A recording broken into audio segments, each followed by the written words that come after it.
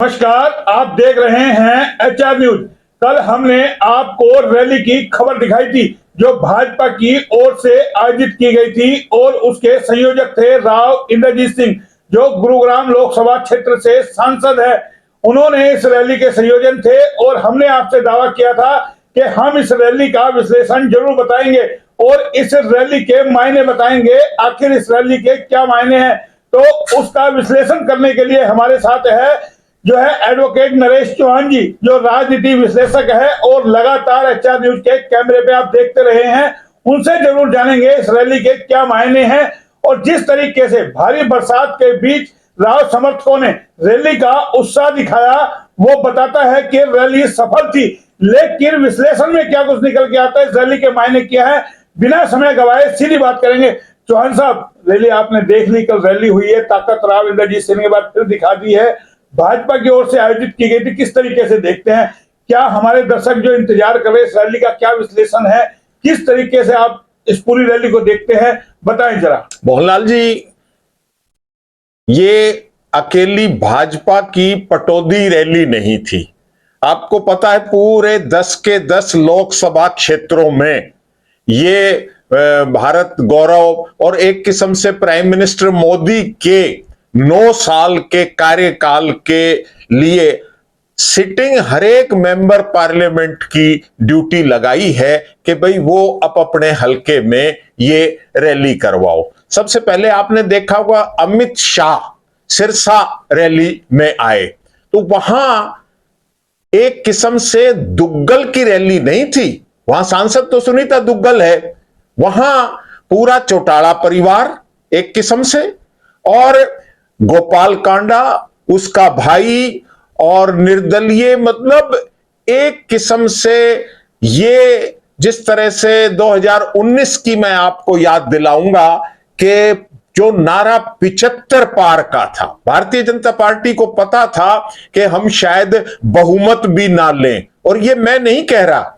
ये बात जो विजय वर्गीय मतलब जो प्रभारी थे उस टाइम भारतीय जनता पार्टी के हरियाणा के, जब रिजल्ट आया 75 की बजाय गाड़ी 40 पर अटक गई, तो विजय वर्गीय से जब पत्रकारों ने पूछा कि तो आप तो जी 75 पार कह रहे थे, तो उन्होंने साफ कहा कि अगर हम 75 पार ये चुनाव में नारे देने पड़ते हैं, अगर हम 75 पार का नारा जोर शोर से नहीं लगाते तो हमारी 40 भी सीटें नहीं आती। तो आज जो हकीकत सामने आ गई है देश में, मोहनलाल जी, हमने पहले भी अपने इंटरव्यू में कहा कि आज की जनरेशन फास्ट फूड जनरेशन है।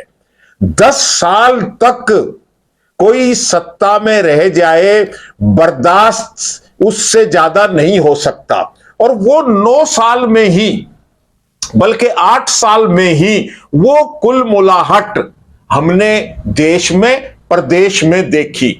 देश का हमें ज्यादा नहीं पता, लेकिन प्रदेश में तो जनता त्राही त्राही कर रही है, क्योंकि हमने पहले भी कहा कि मनोहर लाल जी को किस मकसद के लिए वो भी कई बार कई घटनाओं से शामिल हुआ कि कहीं ना कहीं इन्होंने वोटों के ध्रुवीकरण के लिए इसको जाट, नॉन जाट, गैर जाट के रूप में मनोहर लाल को बैठा रखा है। खुद प्राइम मिनिस्टर मोदी जी 2019 की चुनावी सभाओं में रोहतक में कह गए थे, मनो और नमो एक दूसरे के पर्याय हैं।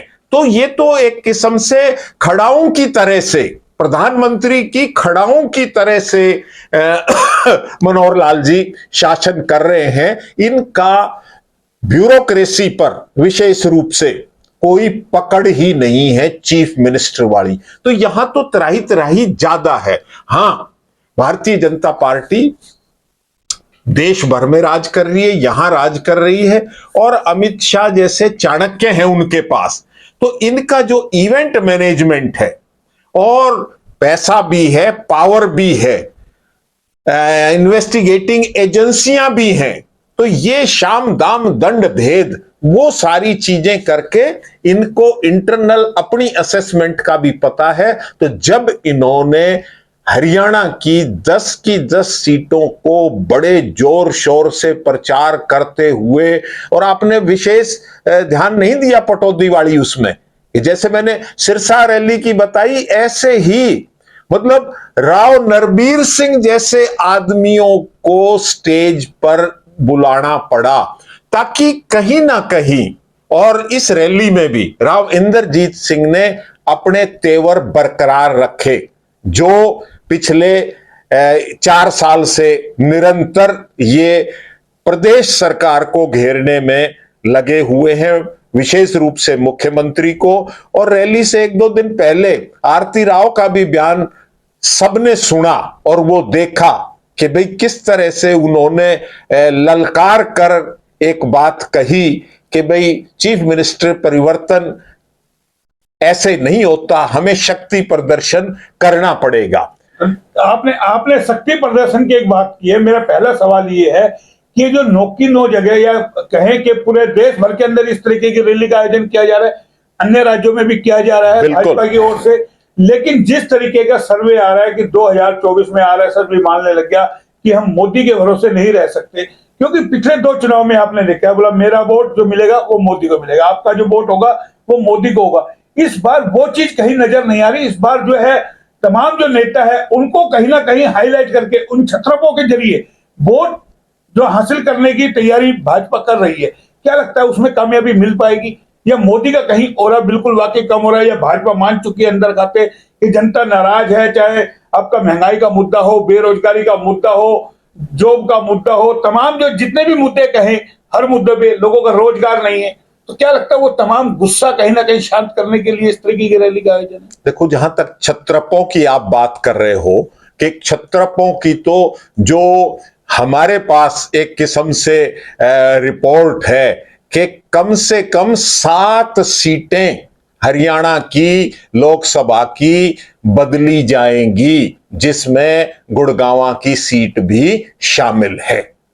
तो ये तो इनको टास्क दिया है, और अभी तो विपुल देव जो प्रभारी हैं, उन्होंने निर्दलियों से बात करके जजपा को झटका इशारों में दे के, मतलब हर एंगल को कर रहे हैं, और इनको कह दिया कि भाई आप अपनी परफॉर्मेंस दिखाओ, रैली में भीड़ लेके आओ, फिर कंसीडर करेंगे टिकट किसको देनी है किसको नहीं। तो कहीं ना कहीं इन छत्रपों को ये ले रहे हैं ताकि ये कहीं दूसरी जगह पाड़ा ना बदले। आपको पता है, आपने जैसा भी कहा कि गुड़गांव की सीट भी बदल सकती है, बता रहा हूं मैं इसका थोड़ा सा जानना चाहूंगा, आखिर कैसे बदल सकती है? गुड़गांव से तो चुनाव लड़ने की राव इंद्रजीत सिंह घोषणा कर चुके हैं।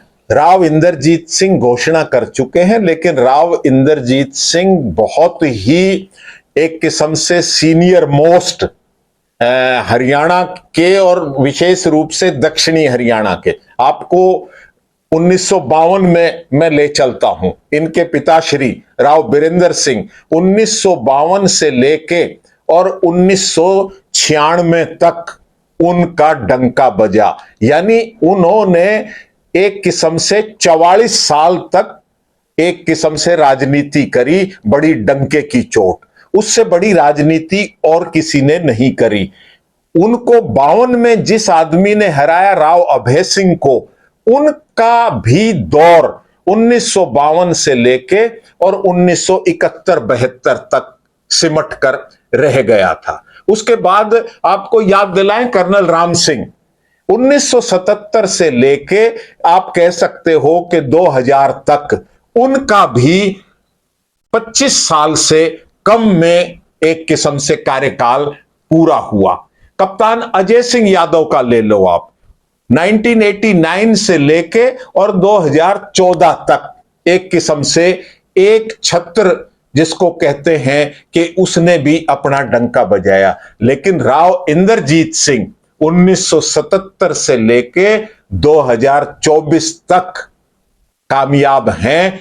तो आप कह सकते हो कि राव साहब से भी ज्यादा 47 साल का इनका वो है, और इनको समझ पाना, राव इंद्रजीत सिंह अपने पत्ते छाती से लगाए रहते हैं, कोई इनके अंदर की बात नहीं जान पाता। इन्होंने जो कहा है उसके विपरीत भी ये जा सकते हैं। हो सकता है कोई अंडरस्टैंडिंग राव साहब की टिकट काट के, क्योंकि आप देखो कि वो 75 साल का एक एज क्राइटेरिया भी कहीं ना कहीं उसको भी पार्टी आगे रखेगी। तो वो तो मोदी जी के साथ भी हो रहा है। मोदी जी कुछ शायद मोहनलाल जी 74 साल के होंगे मोहनलाल जी मोदी जी हैं। मोदी जी का तो राज है। तो वो तो पार्टी में सबके साथ लागू होना चाहिए। नहीं होगा, सबके साथ नहीं होगा। आपने वो देखा मेट्रो मैन को 85 साल वाले को केरल में लड़वाया। मतलब आम आदमी के लिए, आम एमपी के लिए क्राइटेरिया है, कुछ करो कुछ, मतलब एक्सेप्शन, अपवाद होते हैं। तो मेरा अपना आकलन है कि आरती राव को पार्लियामेंट की टिकट दी जाएगी और राव इंद्रजीत सिंह को, अगर ये विरोधी राव गुट के जो मुखालिफ वो धड़ा कहीं हो कि बाप बेटी को टिकट नहीं देंगे, विधानसभा में कोई बात आएगी तो राव इंद्रजीत सिंह विधानसभा का चुनाव लड़ेंगे। इनकी कल की रैली में भी वो तलखी साफ झलक रही थी, आरती राव की बात भी साफ झलक रही थी, और दक्षिणी हरियाणा के मुख्यमंत्री का मुद्दा अब भी गर्म है, रहेगा। और वो मुख्यमंत्री की जब चीज हो सकती है जब राव इंद्रजीत सिंह खुद विधायक का चुनाव लड़े। आपको लगता है ये फिर दबाव की भी राजनीति है राव इंद्रजीत सिंह की ओर से कि भाई जिस तरीके से रैली हुई, और कल रैली में जो हमने लोगों से बात की वो राव को सुनने के लिए आते हैं, क्योंकि राव का कद है, वहां भाजपा के सुनने के लिए इतने लोग नहीं आए। जैसे धनखड़ और विप्लव देव जैसे बोले प्रभारी, आपने लोग उठ के चल दिए। आपने रैली आपने कवर करी, आपने एक और बहुत इंपॉर्टेंट बात उसको नजरअंदाज मत करो, और वो पूरे सोशल मीडिया में वो धनखड़ का भाषण, ओम प्रकाश धनखड़ का भाषण, बेशक उन्होंने बीच बीच में राव साहब का नाम, राव साहब को कहीं ना कहीं तवज्जो दी, लेकिन उनके तेवर भी राव इंद्रजीत सिंह की बात काटने वाले थे, और उन्होंने कहीं ना कहीं फर्स्ट वर्ल्ड वॉर वो तो पूरे भाषण में मोदी के सिवा, अमेरिका के सिवा कुछ कर ही नहीं पाए। नहीं, हरियाणा में भी, अपने गांव का भी और विक्टोरिया क्रॉस का भी उन्होंने बहुत जोर लगा के, मैंने धनखड़ जी का पिछले 9 साल में इतना उग्र भाषण नहीं देखा जो कल उन्होंने किया। लेकिन राव इंद्रजीत सिंह ने अपनी बात, जो अपना मैसेज कह के प्रभारी जी को और अपना मैसेज कन्वे कर दिया कि दक्षिणी हरियाणा के साथ भेदभाव हुआ है, और वास्तविकता भी है, बिल्कुल हुआ है। उन्होंने आंकड़े दे के बताया, उन्होंने ये पोर्टल की बीमारी, चाहे प्रॉपर्टी आईडी का हो, चाहे ये बीपीएल कार्ड के हो, और वो सारी चीजें, चाहे डिफेंस यूनिवर्सिटी का मामला हो, नसीबपुर के वार मेमोरियल का मामला हो, मतलब कोई चीज उन्होंने छोड़ी नहीं। उन्होंने अपने तेवर बरकरार रखे, और बरकरार रखने भी चाहिए। क्या ये तेवर के साथ हताशा भी नजर आती है? कहीं ना कहीं हताशा भी तो नजर आती है। हताशा, आप जनता से जो नाराजगी, आखिर आप हमारे लिए नाराजगी हमारे को चुनाव में भुगतना। मोहनलाल जी नहीं, अगर आप ऐसे तेवर रखोगे तो आपको खुद नहीं भुगतनी पड़ेगी। ये आपका बचाव भी है। वही तो कह रहा हूं ना कि भाई देखो, मैंने अपनी बात कह दी थी, अब उन्होंने नहीं मानी तो भाई उनको सबक सिखाओ। मतलब तो राव साहब सेफ हैं, इन्होंने ये अपना सेफ कार्ड चलते हैं, सेफ कार्ड इन्होंने खेला। अब ये पार्टी हाईकमांड को आपने तमाम देखा, जो लोग आकलन कर रहे थे या जानना चाह रहे थे ऐसी बारिश के अंदर कितनी भीड़ पहुंची, को जिस तरीके से कहते जाम लगा रहा। हालांकि कई सारे कारण हैं जाम के, बारिश हो रही थी, टूटी हुई सड़कें थी, तमाम चीजें थी, उनको लेकर के तो आकलन क्या है, कितनी भीड़ इस रैली के अंदर पहुंची होगी, और भविष्य क्या कहता है इस रैली का जो है 2024 में? आपको क्या लगता है भाजपा को फायदा होगा इस रैली से हरियाणा में? क्योंकि कांग्रेस एकजुट हो रही है। और आपको और जानकारी देते, 25 तारीख को कल राव इंद्रजीत सिंह की रैली थी, उससे 21 तारीख को ही कैप्टन जो हाउस है उनके भी परिवार था। किस तरीके से दोनों का कंपैरिजन देखते हैं? हालांकि वो सामाजिक आयोजन था उनका, ये राजनीति रैली थी, किस तरीके से देखते हैं? भीड़ की जहां तक बात है मोहनलाल जी, आपके याद हो एक गुरु महाराज, पता नहीं धन सतगुरु या कोई आपने देखा हो, मतलब वो 5-7 हजार अपने साथ उनके फॉलोअर उनके आने से पहले हर जगह पहुंच जाते थे।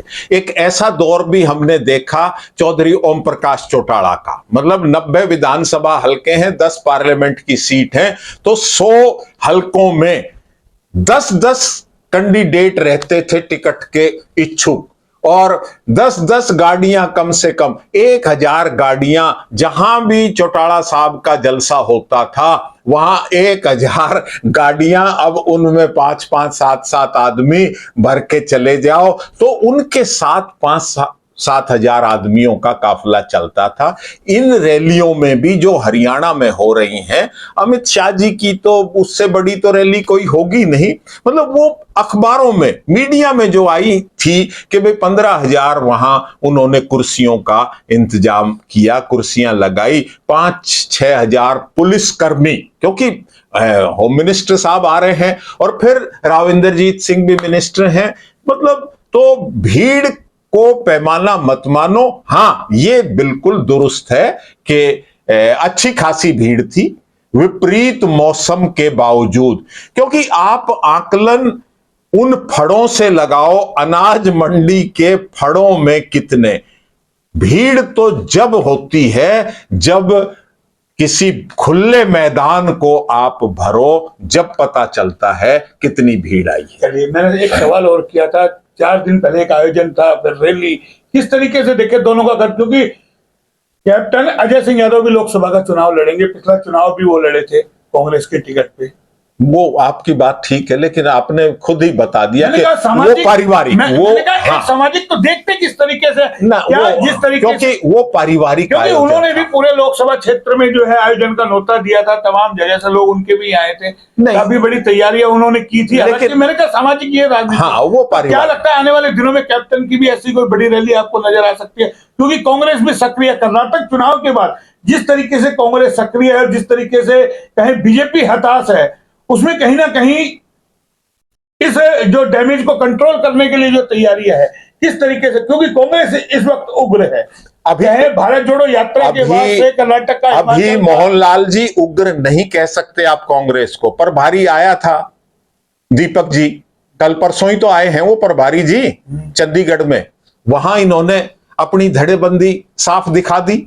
और दूसरी तरफ ये भारतीय जनता पार्टी हताश होते हुए, चारों तरफ से इनकी नेगेटिव रिपोर्ट आते हुए, लेकिन इन्होंने सबको एक सुर में पिरो दिया और सारी रैलियां जितनी भी हैं, अभी 30 तारीख तक 1-2 स्थान और बच रहे हैं, मैं कह रहा कि तकरीबन उतने के उतनी भीड़ हर रैली में ये मैनेज कर रहे हैं, अपने डिसिडेंट्स को भी ये मैनेज कर रहे हैं, और जो इंटरनल इनकी आपस की राव और एंटी राव नरबीर सिंह, वो एमएलए भी नहीं है, वो भी नहीं है, लेकिन उनको भी मंच पर हाई कमांड ने कि कहीं ना कहीं ये मैसेज ना चला जाए कि ये अकेले राव इंद्रजीत सिंह की भीड़ थी। तो राव नरबीर भूलेंगे थोड़ा ही ना, उनकी टिकट कटी है 19 के अंदर, वो भूलो ना भूलो, लेकिन वही कह रहा हूं, क्या जो निराश भाजपा इन्होंने एक मंच पर तो ला दिया ना बीजेपी ने, कोई दिक्कत नहीं, मंच में तो विरोधी भी आ जाते हैं, अभी कैप्टन का प्रोग्राम था, विपक्ष के लोग भी आए, लेकिन जो मन में खटास है जो वो थोड़े ना भूलेंगे। अभी तो समय है चुनाव के अंदर, 6 महीने पहले, 3 महीने पहले सब उठापटक होगी, क्या राव नरबीर इतनी जल्दी भूल जाएंगे 2019 में उनके साथ क्या हुआ, किस तरीके से उनकी टिकट कट गई? अब ये तो वो जाने, लेकिन कल मैं कह रहा, कल इस पे आगे ठीक है कि कहीं ना कहीं डर है अभी इन लोगों को, जो भी है, मतलब अभी चुनाव में समय है, अभी सत्ता है, शांति से बैठ रहे हो सकता है मुख्यमंत्री मनोहर लाल खट्टर ने कोई लॉलीपॉप दे रखा होगा, मना दिया, चले जाओ आप, कोई डर नहीं, क्योंकि भाई भाई लड़ाई होती है, एक दूसरे के आयोजन। मोहनलाल जी जो बता, पहले भी कह रहा हूं मैं कि कहीं ना कहीं उसको न्यूट्रलाइज करने के लिए राव नरबीर सिंह को कि भाई ये मैसेज ये ना चला जाए कि ये राव इंद्रजीत सिंह की खाली भीड़ थी, वो तो मैसेज चला गया, वहां जो समर्थक आए उनके संयोजन में रैली हुई, नरबीर को कैसे श्रेय मिल जाएगा आप ये बताइए? उन्होंने अपना संयोजन किसी को बना दिया, अपना कार्ड उन्होंने खेला है, बीजेपी खेल लो, बीजेपी खेलने से आम जनता को पता है, अहिरवाल के अंदर तमाम लोगों को पता है। और आप जो कांग्रेस की बात कर रहे हो मोहनलाल जी, आपको ध्यान हो, ये मुख्यमंत्री आवास का नाम संत कबीर कुटीर रखने का कौन से कानून में है? वो मुख्यमंत्री है या संत है? संत है तो किसी आश्रम में जाके रहे। अब कल को कोई और मुख्यमंत्री आ जाएगा, वो इस मुख्यमंत्री आवास का नाम नसीबपुर का मैदान रख देगा या हल्दी घाटी रख देगा या महाराणा प्रताप भवन रख देगा, आप रोक लोगे क्या? ये अपोजिशन, ये कांग्रेस कहां सो रही है? ये मुद्दे सड़क पे उठने कि ये कैसे कर दिया, संत कबीर का कहां उसमें आपको अक्ष दिखाई दे रहा है मुख्यमंत्री मैं यही कह रहा हूं, यही तो बीजेपी गलतियां कर रही है। कांग्रेस उठा तो नहीं रही, आम जनता तो देख रही है ना आम जनता। कल रैली के अंदर जिस तरीके से कहें ओम प्रकाश धनखड़ अमेरिका की बात करते हैं, क्या धनखड़ साहब जिस रास्ते से गए उस रास्ते को देखा धनखड़ साहब ने? किस तरह की सड़कें हैं, किस तरह के हालात है? आप अमेरिका की बात करते हैं, दोजपुर का भाड़ा नहीं, अमेरिका की बात कर रहे हैं, प्लॉट लेने की बात कर रहे हैं। ये स्थिति आम जनता नहीं देख रही। आम जनता की जेब खाली है, 5,000 रुपए मांगते, मातम छा जाता है पूरे परिवार में। पता है बात कर रहे हैं, लोगों की हालत तो वो 5 किलो गेहूं जो 2019 में विधानसभा में इस रिजल्ट को दिखा दिया। और अब मैं कह रहा हूं कि 2024 का इलेक्शन बहुत क्रूशियल इलेक्शन है। तो मान लो मतलब आप इस बात को, मैं वही बिल्कुल को भी एहसास हो गया ना, बिल्कुल हो गया, एहसास हो गया ना, बिल्कुल हो गया। आपकी बातों पे आप भरोसा करने वाले नहीं है। कर लिया, एक बार कर लिया, 2 बार कर लिया, बार बार आप जितने समझबाग दिखाओगे, कब तक दिखाओगे आप समझबाग? ये चीज समझ में आ गई।